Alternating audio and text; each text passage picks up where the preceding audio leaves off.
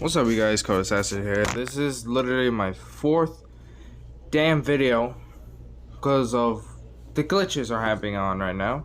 Every time it's frozen or something, it just literally takes off the video and I never save it again. So right now you see this ugly mofo right here. And right now, so I'm not gonna ghost all over this damn video. So today, of course, is October, so I'm gonna watch some scary animation videos, or scary videos, wherever the hell you want to call it. So right now, this girl right here is gonna go on a roller coaster. She feels like it's final destination. She goes on a ride. She turns behind her because she hears some weird noises, and there's a girl screaming where half of her face is cut off or something, and saying, "Get out of the ride, get out of the ride." And then she turned back. She just closed her eyes for a bit. She turned back. There was no one there. There's this fat dude coming up, wanted to get on the ride. Of course, he looks like he doesn't even fit in the ride anymore, and he did some weird stuff while they were riding on the roller coaster. Almost at the drop, she was licking her face or something, and right now he's trying to unclip her. So let's just go watch this video before my video takes shit down. What are you doing? His eyes never left my seatbelt. Then, as his gaze returned to me, he smiled a sinister grin and said, "This is gonna be a wild ride, baby!" Stop it! Get your hands off of me! He continued to yank the seatbelt until it finally came off. And the next thing I knew, my body was swinging around like a twig.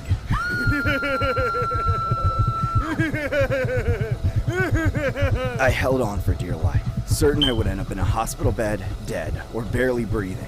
But by some odd miracle, I managed to survive this ordeal. The ride came to a stop, and that's when the other riders started engaging in a fight with whom they still thought was my boyfriend. Then, moments later, the attendants came to my aid. I wanted so badly to run after that creep. However, he found a way to escape unnoticed. And even after consulting with the security team, it was impossible to hold him accountable since it was like searching for a needle in a haystack.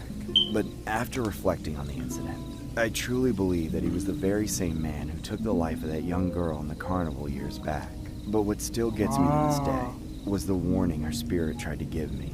Here's the footage that you saw earlier. If you take a closer look, you can see a female ghost sitting beside the two girls wearing pink. The female ghost appears to be wearing a white shirt and clearly has a bizarre burn look on the side of her face. But what makes this footage eerie was how the female ghost suddenly vanishes from the camera shot. What the hell?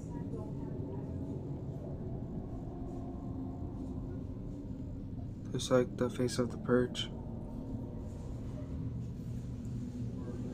And this is called The Three True Carnival Horror Stories. So that was the first one. We're watching the second one now.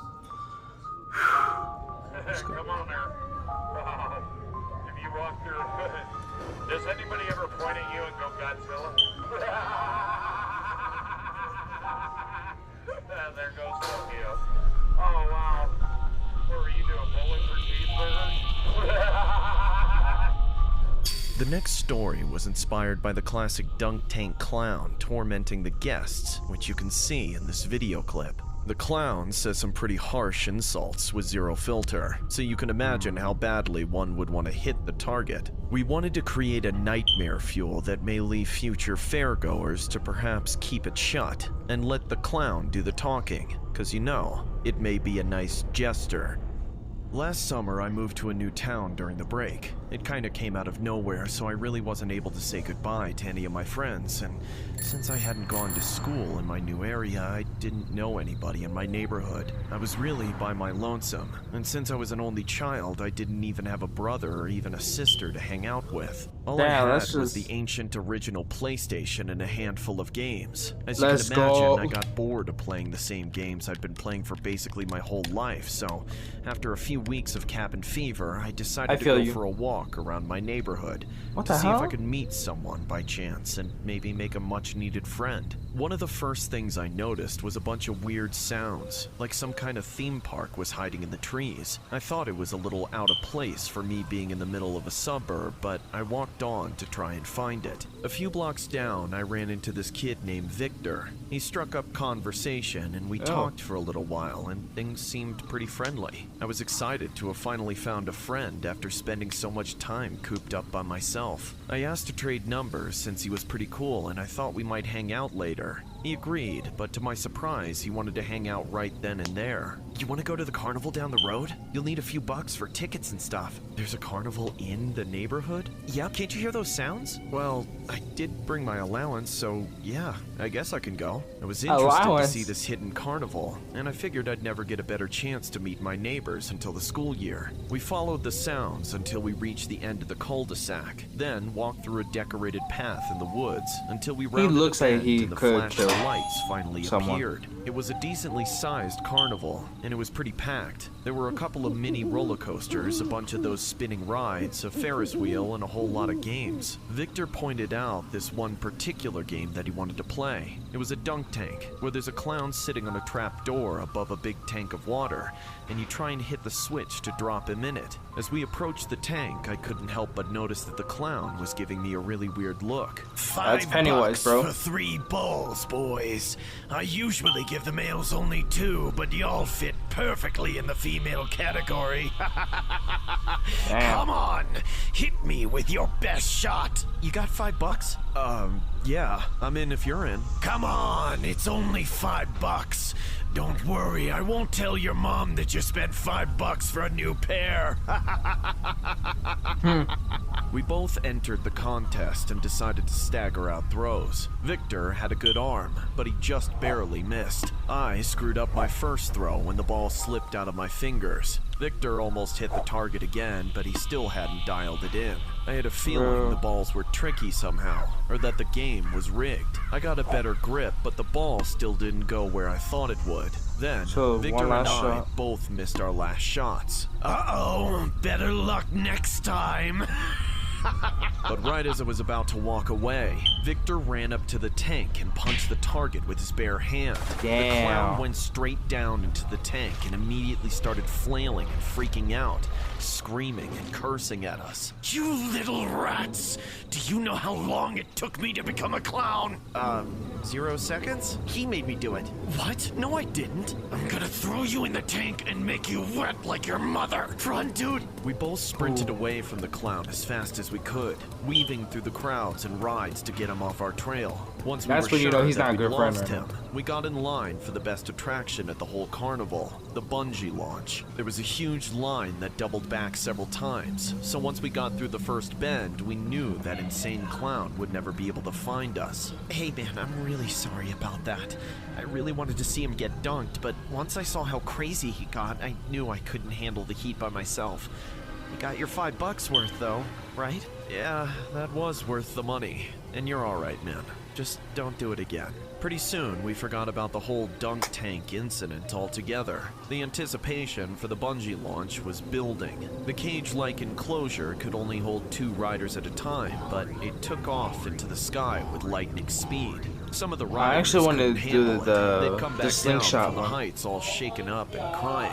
That just made it look even more of an adrenaline rush. After about 45 minutes, we were finally at the front. We climbed into the cage and got into the seats. Then, the attendant strapped us in and sealed the exit. As we waited for the hydraulic weights to build up the tension in the bungee That's cords, crazy. Victor started laughing. You ready to die? I thought he meant it as Ooh, a what the joke, hell? just something to freak me out right before the ride started, but it didn't sound very funny. The attendant started counting down from 5. What kind of but machine in a is classic that? misdirection, To launch. he skipped counting to 1 and just launched it on 2. However, right before he sent us flying, that psychotic clown from the dunk tank ran up to the platform and jumped on me, grabbing a hold of my vest harness and ascending Ooh, with us. He was hell no. holding on with his bare hands while yelling, I'm gonna eat your face, you little brat! Immediately, the attendant pulled the crazed lunatic off of me. I frantically unbuckled my harness and bolted off the platform, out of the carnival and into the woods. When I finally got back to the neighborhood, I felt a semblance of safety. There, an older couple found me in my shaken state and offered to escort me home and call the cops. When my parents found out, I never heard the end of it. They wanted to press charges and have the clown arrested. But all I wanted to do was get into bed and rest, and maybe forget about the whole thing. But even when I was allowed to go to bed, I wasn't able to unsee it. At around 3 in the morning, I got a disturbing text message. Damn, I it goes couldn't quick. sleep, so I got up to read it. It was from Victor. It Five Nights at read, Freddy's, bro. Sorry, Dad. You were so close to getting him. Maybe next time, okay? And that's when my stomach began turning. I stared at my phone, trying to make sense of what I just read. But in that time, Victor texted me again, saying, Whoops, wrong number. Never mind that. Since then, I've blocked Victor's number and made a conscious screenshot. effort to never see him again. It doesn't take a forensic scientist to figure out that the clown that tried to kill me was Victor's dad, and that they premeditated the whole thing, using Victor as a distraction to put me in the wrong place at the wrong time. I just don't know why they get off from killing innocent bystanders. You just have to be criminally insane to understand such a thing. I would have screenshot it, go to the police, and press charges on that fool. I gotta find him first, though. Alright. Third one. What the hell? Does the person fall? He falls, I think. The next story was inspired by the video footage you see here. Looks pretty intense, right? Luckily, the hero in this case left with little to no injuries at all. We wanted to create something based on this occurrence, but with some added fuel to the fire that you may find horrifying. Here's what it looked like. Carnival. After graduating high school, I felt like I deserved to soak in the freedom for at least the summertime.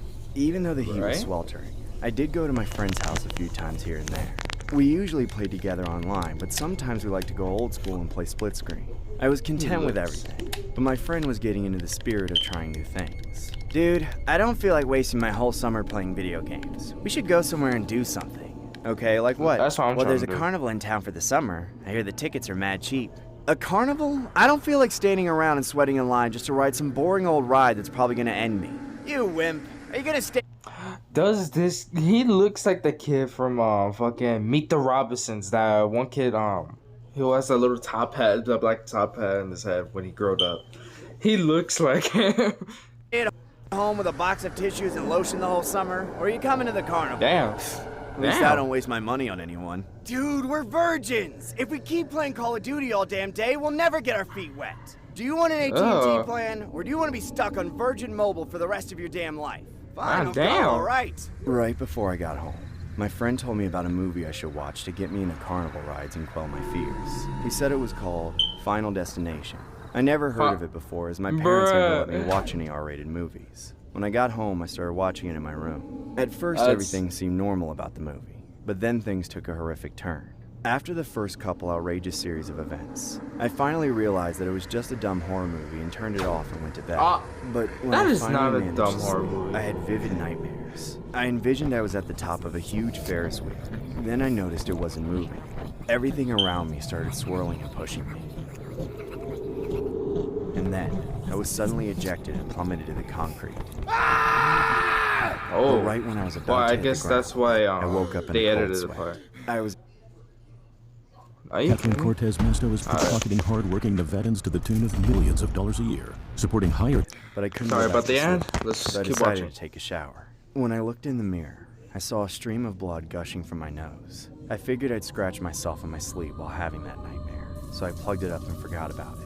I got my shower, and a couple hours later left to meet my friend at the carnival. We met right around sundown, and even though all the flashing lights were on, and everybody seemed pretty happy, I was still filled with anxiety. I'd been scared of carnival rides since I was a kid, and then after that movie and my dreams from the previous night, the dread was consuming me. Dude, check out that Ferris wheel. It's so tall. I bet we could see our houses from the top. Come on. I don't know, dude. Doesn't that seem kinda lame? I don't give a crap about the ride, okay? They're all lame. Just focus on the babes in line. Hurry up. While we waited in line behind those girls, neither of us said a word. We just shuffled along, waiting to be hoisted into the sky. When we got close, I saw a bunch of random screws all over the ground. Hey, man, I don't think this thing is structurally sound. Maybe we shouldn't ride it. Are you crazy? We're about to get on, and the conductor's gonna put all four of us together. So grow a pair of oranges, raisin nuts. To his dismay, the conductor actually let those girls go in their own car. My friend was silently seething over this, but I was honestly glad. I was already nervous about the ride itself, and I didn't need the pressure of talking to 2 random girls on top of it. Still, figured it was a bad time to ask him to abort. I don't really remember getting onto the Ferris wheel. Like I was in some sort of trance where I wasn't in control of my actions. When I finally came to, we were already at the top. For a moment, it was awesome. There was a cool breeze and a field of stars and all the carnival lights below us. Sorry about that, guys. Let's continue this video. Used to it. The whole structure shuddered and groaned. Somehow, I knew it. The whole What rig the was hell? off balance and the motor was still running. We swooped down on one side and shot right back up on the other side, entering into this hellish rotation that just kept getting faster and faster. What the hell is going on? This is all your fault! Somebody help! The only thing keeping us from flying out of the car was our own grip on the metal lap bars that weren't even locked in place. Eventually, somebody down on the ground hit the emergency brake. It was an awful grinding sound that vibrated through my teeth, slowing the whole thing to a halt. When it got down to a safe speed, people who were passing by the bottom decided to jump out. My friend and I both noticed this, and we agreed silently that we would jump out of this thing the first chance we got. Unfortunately, we didn't get that chance just yet. Our whole carriage slowly began to tip 90 degrees to one side. Ooh, Right hell as we were no. about to tip past the point of no return, we finally stopped moving. I was grabbing onto whatever I could find, not knowing what else to do as my worst nightmare was coming true. Somebody help, please! Dude, there's someone coming to get us down! I hadn't realized I was crying, but I wiped my tears away and peeked over the edge. Sure enough, there was some middle-aged man climbing up the trusses of the Ferris wheel, along with a few other workers from the carnival. He was right below us, but he was taking his time as he climbed to make sure everyone else who was still trapped was okay and could safely find their way down. It was an agonizing wait, but eventually, the man climbed up to our car and stood on the outside of the sideways walls of the carriage, telling us not to move. He started messing with the hinge, but unfortunately, something he did caused the hinge to get unstuck all at once, leaving nothing for the man to stand on. I could only watch as he plummeted to the ground. He miraculously got up with a few scratches and bruises, but unfortunately, his well-being was the last of my worries. I then felt the entire Ferris wheel detach and begin to roll down the carnival. My friend and I both held on for dear life as the wheel began plowing through everything in its path. I was convinced my sadistic dream was literally manifesting before my eyes. But then, my friend grabbed my wrist and yanked me off the wheel. We both landed on a vendor filled with stuffed animals as I watched the Ferris wheel collapse from a distance. To this day, I still can't thank Josh enough for saving my life. But at the same time, I still hold resentment for his constant prodding to attend the carnival. Maybe we were better off as acquaintances than friends, which is exactly what ended up happening. $5 for 3 bull. Was not expecting that. This is getting good. Alright, I know for you guys it's like a little bit short videos, but we're gonna watch 3 more. We're gonna watch 3 more animations. I hope this video could keep up. And yeah, we'll see. The last channel we are gonna watch is Steven D. Sorry, the other video, well, the other one that I did not show you guys or hear, or you guys already saw it. It is called Horror Short Party. If you guys want to keep watching that, go ahead and you already typed the channel's name. But Steven D is really good. I love this channel too. All the channels I watch is really good. So first we're gonna start with, no damn, I haven't heard of it for a while. So what should we, yeah, that's like one of the videos I kind of watch. Alright, let's see. I think the only one that got me interested is this. I got revenge on my horrible roommate in an epic way. So it does not scary, but let's just get into it. Alright, let's start watching. Lucy is a slovenly, food-stealing, clothing-destroying waste of carbon. Emmy dealt with it by keeping her space clean and ignoring her areas, storing her food at work, and installing a lock on her bedroom door so she couldn't borrow her outfits. All of that made Lucy a bad roommate, but she had her workarounds and she had the one saving grace of being quiet at night, so Emmy put up with it. She put up with it until she broke their cardinal roommate rule. No one gets a key to the apartment without both roommates agreeing. The rule was sacred. Emmy couldn't even give a key to her boyfriend for more than a year. And unbeknownst to her, Lucy had met a guy online who lived several hours away, and within 2 weeks of meeting him, she invites him to meet in real life and stay over for the weekend. The hell? Lucy then decides to mail this strange man a key to their apartment because he was going to get into town before she got off work. A man she talked to for only 2 weeks, had never actually met, and Emmy didn't know about, now had a key to their shared apartment, and Lucy wasn't going to be there to greet him. But Emmy was. She started doing her laundry while wearing only a robe as she was getting ready to shower right after. Suddenly, she hears the lock snick. Emmy turns around and sees the door swing open to reveal a thin-looking guy in a trench coat who just stood there silently, while Emmy froze like a rabbit. Emmy screamed and chucked the laundry detergent at his head before scrambling into her bedroom and locking the door. He yelled that it's okay, I'm Lucy's boyfriend, he said. I don't care who you are, Emmy screamed. Get out of here or I'm calling the cops and my boyfriend. The random strange man in a trench coat leaves and, to his credit, even locks the door behind him. Emmy calls Lucy and asks her if he's her boyfriend and if she gave him a key. She said he was, and she did. She then gushes about how they met. Hell Emmy no! got more and more irritated the longer she went on. Emmy calls her boyfriend, and he comes over, helping her pack up the essentials so she can move in with him that day. There were no apologies or even excuses for Lucy when Emmy came back to the house to grab the rest of her stuff the following week. She yells at Emmy that it's her fault that she overreacted and said, "You're lucky my boyfriend didn't press charges for the mild concussion her laundry detergent gave him." Now, Emmy is slow to show her true anger, but this was the last straw, and Lucy needs to pay. So the 2-year lease is in her name only because Lucy's credit is so bad that nowhere in the good part of town would take her. She had been living with her parents over an hour away from her job for months before they started rooming together. Hindsight tells Emmy this is because no one else would room with her prior, so there's nothing legally preventing Emmy from subletting the apartment for the remaining 14 months on the lease. She could also evict Lucy, but that wouldn't be nearly as fun as what Emmy decided to do instead. She posted a roommate ad on Craigslist and made it quite the deal. She will keep her original deposit on file and pay the first 2 months' rent and sublet fee, on the condition that they know they're living with a food-thieving, clothing-destroying slob.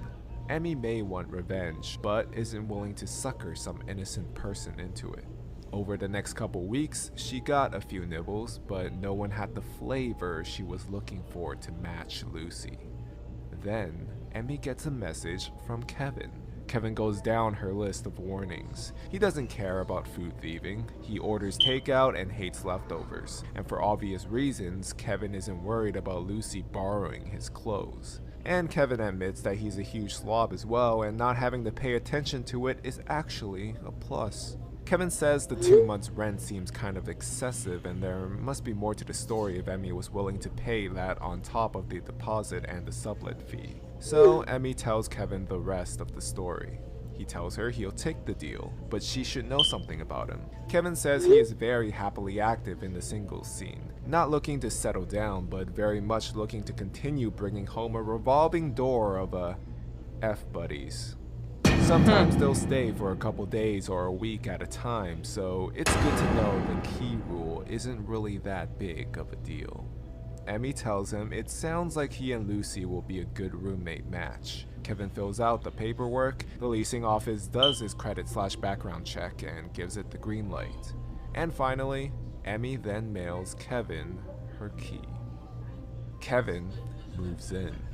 Emmy gets a frantic call from Lucy about a strange man showing up saying he lives there with her now. She told her that's right, he does, and explains the subletting process. Lucy starts raging at her, but Emmy hangs up and mutes her calls. Over the next few days, she gets a lot of voicemails, some raging, some whining, some begging. Lucy has been forced to clean and take out the trash like a slave or something because Kevin doesn't bother. Lucy can't move out because she can't get a lease anywhere else and her parents won't let her move back home. Lucy has to keep paying her half of the rent because Kevin told her if she stopped, he would change the locks and move all her stuff out.